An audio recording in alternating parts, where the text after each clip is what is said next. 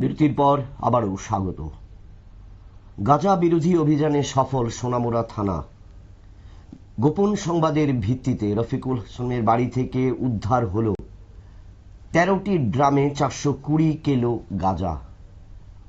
কিভাবে এই সমস্ত গাঁজা কোথা থেকে আসছে এবং কিভাবে উদ্ধার হলো গোপন সংবাদের ভিত্তিতে পুলিশের কাছে সেই খবর ছিল, এবং গতকালের এই গাঁজা বিরোধী অভিযানে পুলিশ ব্যাপক সাফল্য পেয়েছে।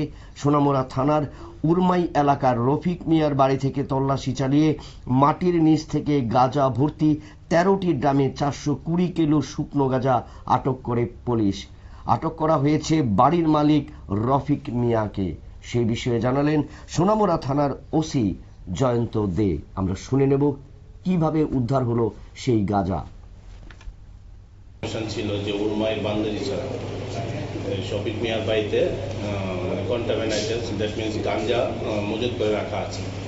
সেই অনুযায়ী আমাদের সোনামুড়া থানার সাব ইন্সপেক্টর জয়ন্ত দাসকে সঙ্গে নিয়ে এবং আমাদের ডিসিএম স্যার উনিশ দেবনাথ ওনাকে নিয়ে আমরা ওই রেটে যাই উরমাইতে। ওখানে গিয়ে রফিক মিয়ার বাড়িতে যখন আমরা সার্চ করি তখন মাটির নিচ থেকে এবং রফিক মিয়ার কাছে আরেকটি বাড়ি ছিল, এই দুই বাড়ি সার্চ করে আমরা টোটাল 13 ড্রাম গাঁজা পাই। তো যার টোটাল ওয়েট 420 কেজি, যার বাজার আনুমানিক মূল্য 12 থেকে 14 লাখ টাকা।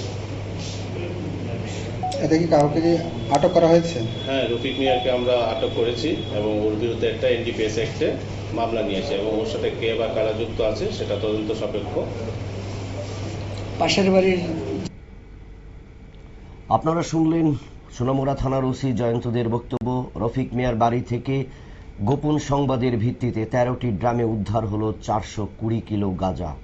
অর্থাৎ এই গাঁজা বিরোধী অভিযান শুধু সোনামুড়া নয়, রাজ্যের প্রতিটি জেলা এবং প্রতিটি মহকুমাতে কিন্তু পুলিশ তৎপর রয়েছে এবং আগামী দিনে এই সমস্ত গাঁজা ব্যবসায়ী এবং গাঁজা পাচারের সাথে যাদের যুক্ত তাদের বিরুদ্ধে কড়া পদক্ষেপ নেবে রাজ্যের পুলিশ, এমনটাই কিন্তু ধারণা।